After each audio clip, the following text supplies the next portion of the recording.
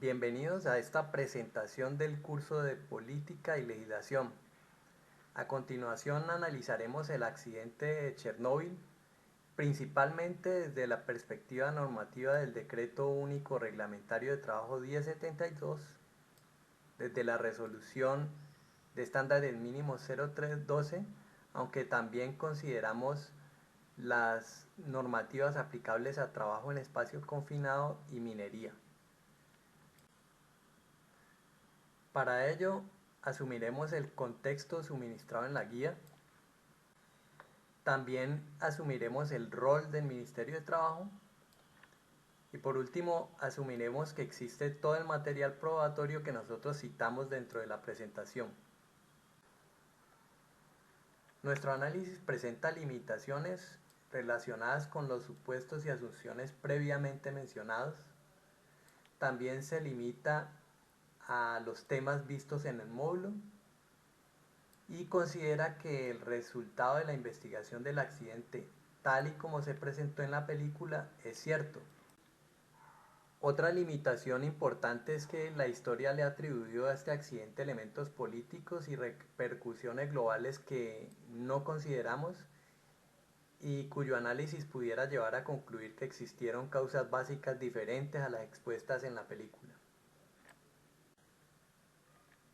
La primera pregunta que resolveremos es, considerando el marco normativo del Decreto 1072 y de la Resolución 0312, ¿cómo se aplica el principio de la responsabilidad objetiva del empleador en el caso del accidente de Chernóbil?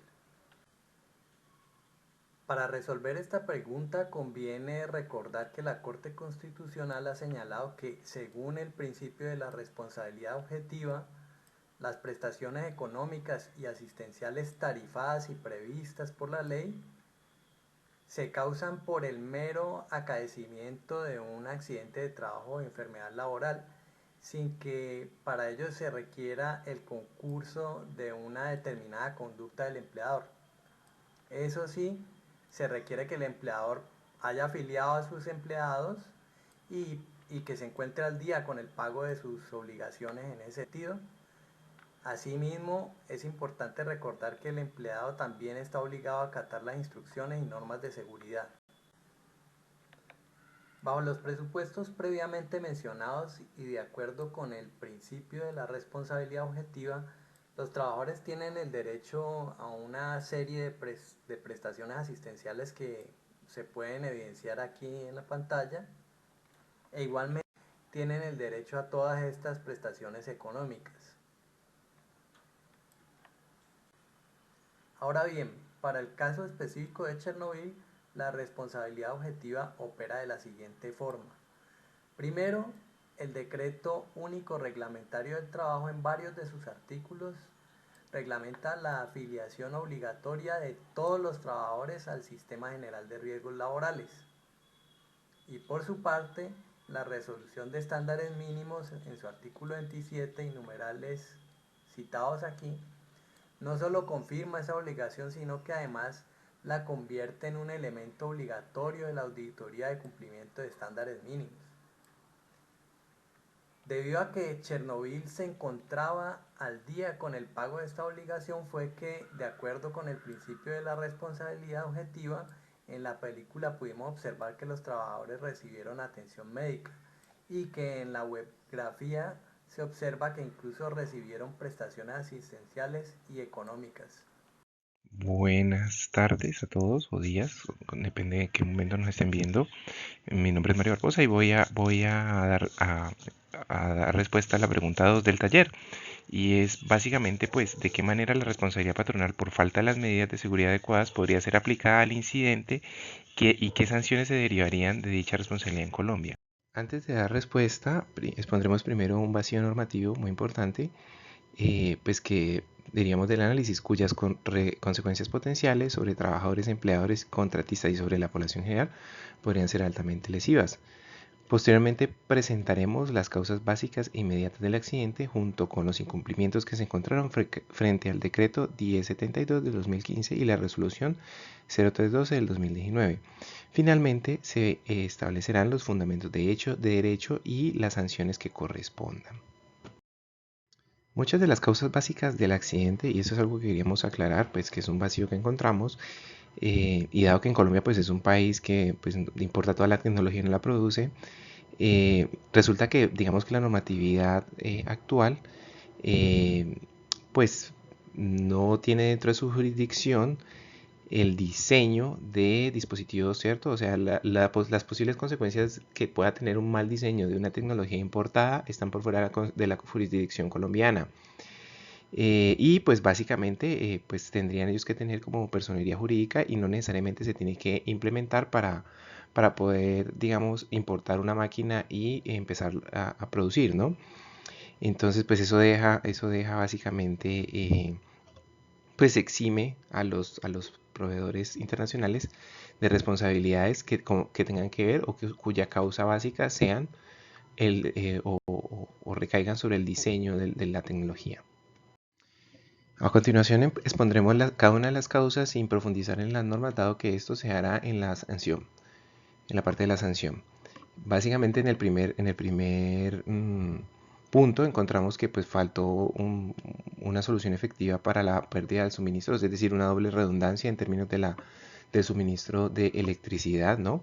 En este caso pues son falta de controles, ¿no? En el diseño, pero también pues digamos en la implementación de procedimientos. Faltó una buena matriz de identificación de peligros y riesgos, ¿no? Porque probablemente allí hubiese emergido esta situación. El programa de prevención de accidentes mayores, ¿no? Y el sistema de gestión de seguridad de procesos para accidentes mayores, pues también brilló por su ausencia, ¿no? Una de las otras grandes causas y que tuvo impacto digamos, en muchas subcausas es la política de ahorro de costos que pues impactaba a toda la URSS. Entonces, pues aquí el material de construcción para las puntas se consideró que era grafito, lo cual pues fue uno de los principales errores técnicos que ocurrió. En este punto, de pronto, lo más importante aquí para no redundar es que pues, la falta de asignación de recursos financieros es un punto grave, ¿cierto? O causa de este accidente, ¿no? Una de las que vamos a denunciar. Esta política de ahorro de costos, ¿no? También, pues, pues digamos que como que la planeación no fue la correcta, ¿no? Un edificio de contención que pudiera prevenir o reducir el daño, ¿no? Esto es muy aunado, si bien no es una cosa estrictamente necesaria, digamos que, y que perfectamente pues podría no usarse, pero sí sería una buena gestión de los riesgos, ¿no? Que es muy similar a lo que ya habíamos expuesto en la causa 2. En el punto 4 pues faltaron unos enclavamientos, ¿no? Que impidieran el botón que pues activara la parada de emergencia, ¿no? Eh, pues para evitar, digamos, esta conducta que fue una de las críticas para el accidente. Prosiguiendo por estas causas, ¿no? Que son correspondientes a la parte del diseño, ¿no? Pues se le ocultó, ¿no? La falla fue ocultada, ¿no? A todo el personal y que ya estaba establecido como una falla en anteriores accidentes, ¿no? Como el accidente nuclear de Leningrado, ¿no? Entonces, aquí falta definitivamente pues una participación en la capacitación del sistema de seguridad y salud en el trabajo y pues las disposiciones relativas a las situaciones de emergencia. En cuanto a las causas básicas correspondientes al prearranque, pues aquí la falsificación de documentos, ¿no? Eh, Dado que pues las pruebas de seguridad nunca se culminaron y entraron a producción sin haberlas realizado, ¿no? Esto también fue una falta al debido procedimiento y la debida diligencia. En cuanto a causas básicas e inmediatas relacionadamente directamente con la prueba como tal, ¿no? Porque estas eran causas previas, eh, pues la gerencia decidió proseguir con la prueba a pesar de todas las condiciones adversas, ¿no? En términos del horario la disposición de los trabajadores, ¿no? Y aquí dentro de los criterios incumplidos, ¿no? Está pues la obligación de protección y seguridad, ¿no? Pues la seguridad en el trabajo debe estar siempre presente en las decisiones procedimentales, ¿no? O sea que debería ser una jornada de trabajo seguro. Falta pues el riesgo, la evaluación del riesgo psicosocial, que yo no sé si es un constructo que aplique para la URSS, pero en la normatividad colombiana tendría que estar muy claro los límites de acoso laboral, sobre todo porque el acoso laboral no incrementa la productividad, ¿no? Eso es una cosa que hay que dejarla clara, ¿no? Entonces, eh, Y bueno, falta capacitación al personal, que entre otras cosas está como muy alineado con esto del acoso laboral, ¿no? Es básicamente presionar a la gente para que la producción incremente, ¿no? Aunque no, creo que la evidencia muestra lo contrario. Siguiendo con la falta digamos, de la prevención, pues el protocolo de la prueba de seguridad estaba absolutamente, pues no ajustado a la realidad y pues eso es básicamente hacer una adecuada gestión del cambio, ¿no? Los empleados a cargo del núcleo pues no informaron si se encontraban capacitados y demás, pero pues es que esta situación de estar en un régimen de este estilo pues impide poder hacer controvertir la autoridad, ¿no? Entonces allí estaría, pues no se ha hecho el análisis, ¿no? Este último punto es un poco más técnico, ¿no? Pero eh, sin considerar pues el envenenamiento por xenón, ¿no? Luego de una carga inicial durante 10 horas, pues se dio la orden de reducir la carga, ¿no? Y pues esto no era técnicamente adecuado, igual que en la causa 7. Siguiendo con estas causas pues relacionadas con la prueba de seguridad, eh, pues ante una situación totalmente inestable, ¿no? Se debió haber deshabilitado, ¿no? El control LAC y habilitar el control global. Y esto condujo pues a una posterior caída, ¿no? Sin el control. Pues en un nivel donde ya es imposible pues que el xenón se queme, ¿no? Ya era irreversible en ese punto la situación. Se dio orden de no realizar la parada de emergencia, ¿no? Y en lugar pues se ordenó incrementar la carga, ¿no? Pues básicamente faltaron al procedimiento, ¿no? Que entre otras cosas no era claro si existía. Eh, Básicamente yo creo que esto fue acoso laboral y presión para la productividad sin tener en cuenta los criterios técnicos. Finalmente, pues tenemos una anotación acá, ¿no? Y es que pues se presionó ese botón de apagado, ¿no? Y pues esto fue lo que detonó la explosión, ¿no? Si bien esto pues no lo pudimos ligar directamente a un criterio, ¿no? De la norma, pues hace parte del relato del accidente, ¿no? Y yo creo que de cierta forma es consecuencia, digamos, del incumplimiento de los otros procedimientos establecidos. Una vez establecidas las causas del accidente, las normas incumplidos y los criterios del incumplimiento, podemos pasar a formular los cargos estableciendo los fundamentos de derecho, las sanciones, su gradualidad y proporcionalidad. Aquí nos vamos a detener un poco. El primer cargo fue incumplimiento normativo frente a la gestión de peligros y riesgos en la fuente. Esto por falta de diseño seguro del reactor y de sus componentes críticos. Los fundamentos de hecho fueron relatados en las causas 1 a 6, incluyendo la 6 que es de prearranque, pero eh, es la empresa de diseño la que debe arrancar la planta, ¿no? Las pruebas fueron los planos de diseño e ingeniería, los testimonios y el dictamen pericial de la Organización Internacional de la Energía Atómica. Las normas incumplidas fueron los numerales 5 y 6 del artículo 2.2.4.6.8 del DUR de trabajo. Estos hablan sobre la gestión de los peligros y el cumplimiento de las normas, y el artículo 36 de la resolución de estándares mínimos que obligaba a establecer un programa de prevención de accidentes mayores.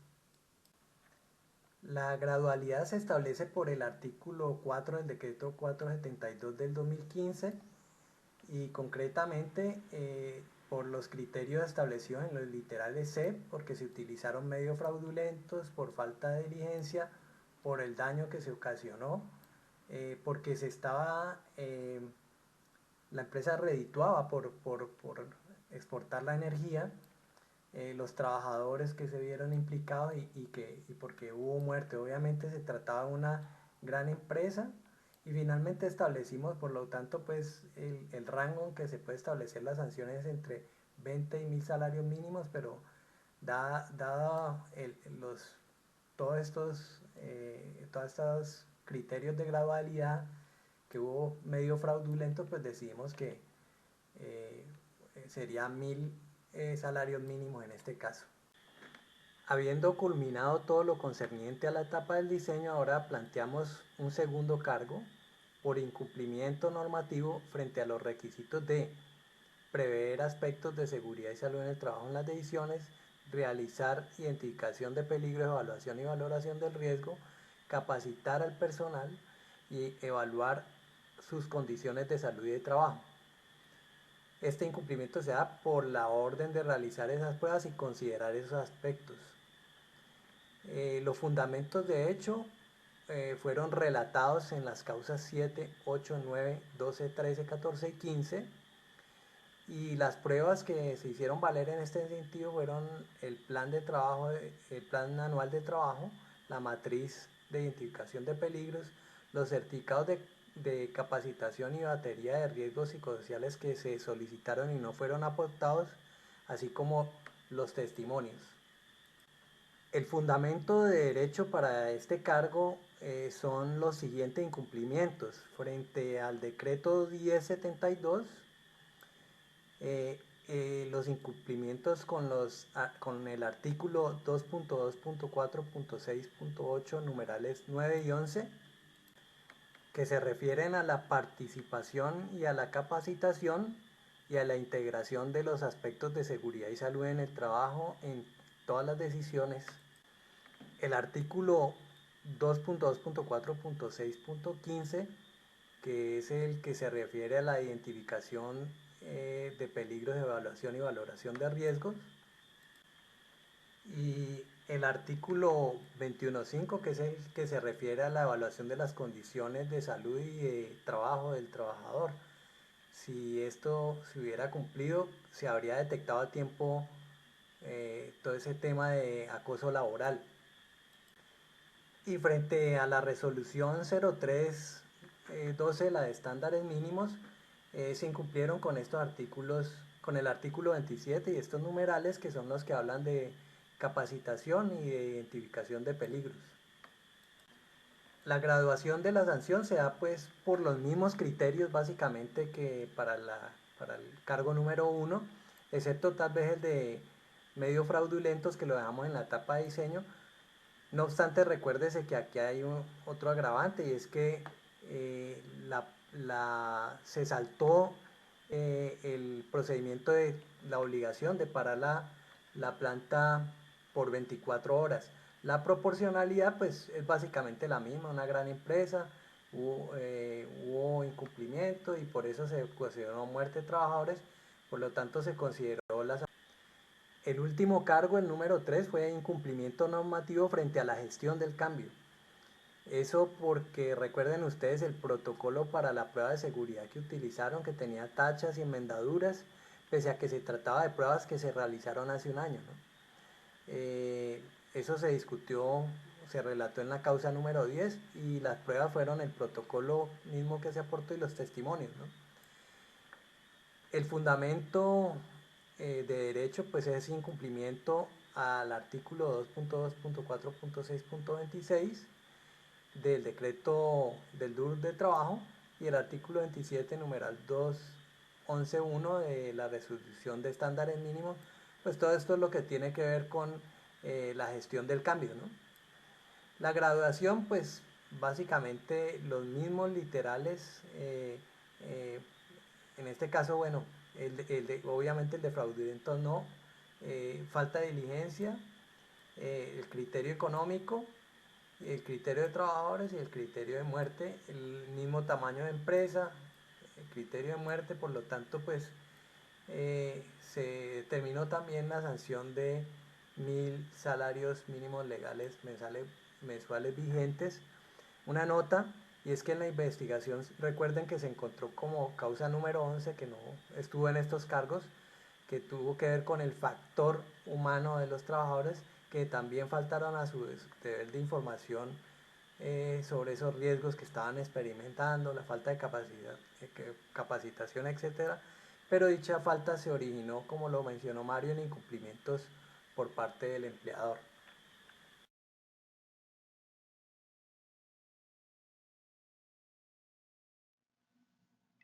Estimados, Ahora revisaremos la aplicación de la resolución 0491 del 2020 en el caso del accidente de Chernobyl, donde se nos pregunta qué medidas debieron haber sido tomadas para prevenir la exposición de los trabajadores a riesgos en espacios confinados.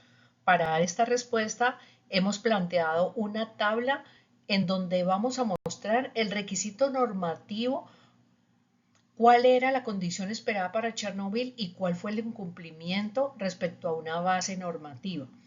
En el punto número 1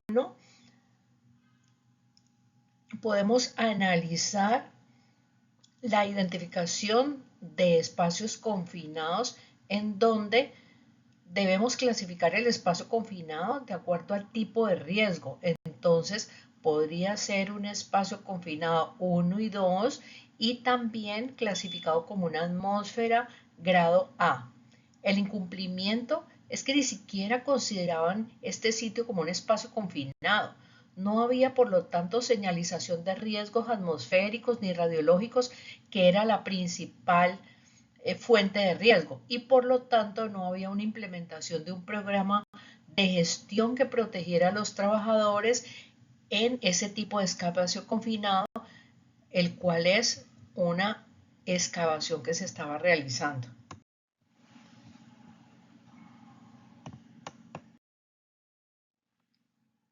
El requisito número 2 es la creación de permiso de ingreso y los controles asociados. Lo que se esperaba es que alguien realizara ese permiso para entrar al núcleo o zonas adyacentes donde se estaba realizando la excavación.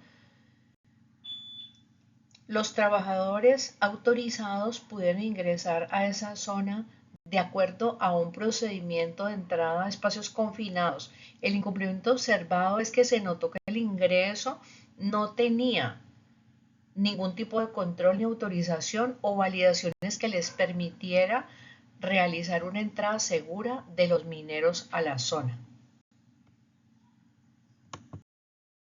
El requisito normativo número 3 era la evaluación de la atmósfera peligrosa, donde se esperaba que hubiera medición de gases como el oxígeno, niveles de radiación o cualquier otra anomalía que pusiese en riesgo la vida de los trabajadores. El incumplimiento observado se traduce en esa falla de monitoreo de condiciones ambientales antes del ingreso y durante la operación de excavación. El requisito normativo número 4 está relacionado con la capacitación certificada, que se esperaba al menos una formación específica en operaciones de excavación que se estaba realizando debajo del reactor y sus riesgos asociados a la central nuclear. El incumplimiento observado obviamente está relacionado con esa carencia de entrenamiento, simulacros o alertas que pudiesen tener los trabajadores para estar atentos y previniendo ese riesgo principal.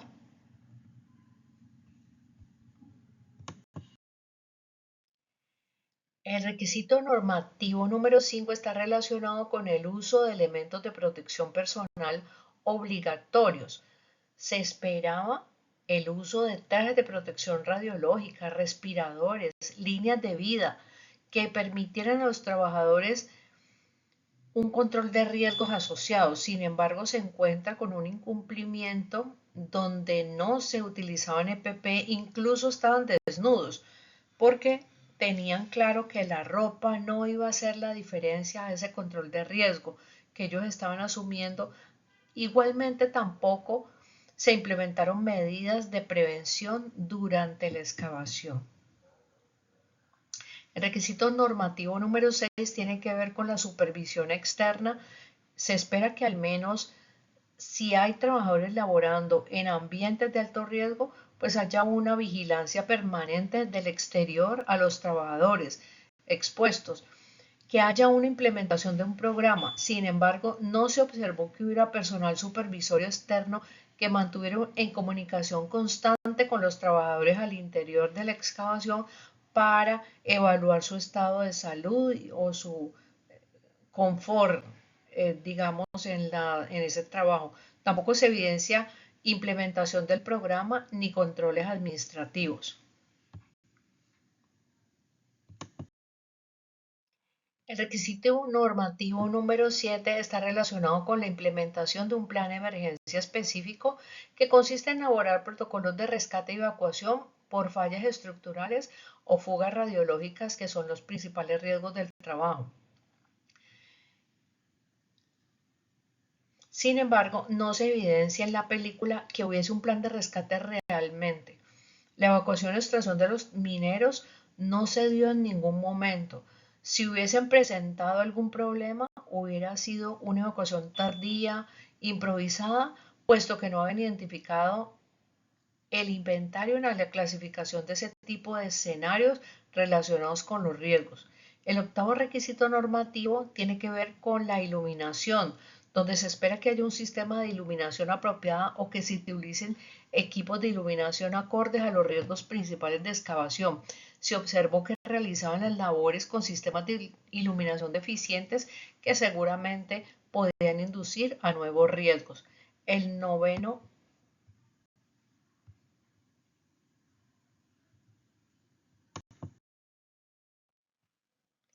El noveno requisito normativo está relacionado con el sistema de ventilación, donde se esperaba que permitieran la reducción de la temperatura y se eliminara el riesgo por posible deficiencia de oxígeno, presencia de gases tóxicos como el dióxido de carbono y el ácido sulfídrico, al igual que presencia de partículas debido a esta actividad que se estaba realizando. El décimo y último requisito normativo está relacionado con las medidas personales que se deben implementar con los trabajadores, donde se esperaba que hubiera una evaluación de los mismos y sus equipos de protección personal, evaluación de los equipos y de la atmósfera peligrosa a la cual estaban sometidos durante las extensas jornadas de trabajo. El incumplimiento observado tiene que ver con una carencia de evaluación del estado de salud, al igual que la carencia de revisión de las condiciones atmosféricas. Seguramente no construyeron historias clínicas del personal de minero, como tampoco se les dio entrenamiento en el programa de gestión de riesgos en espacios confinados.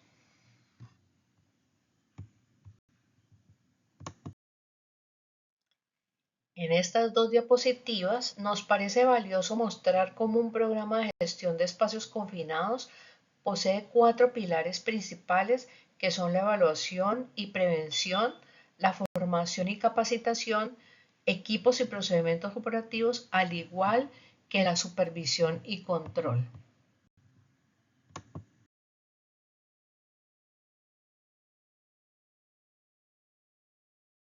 ¿Cómo se podría configurar una responsabilidad civil por daño y perjuicio hacia los trabajadores afectados en dicho contexto, tomando como base las normativas colombianas?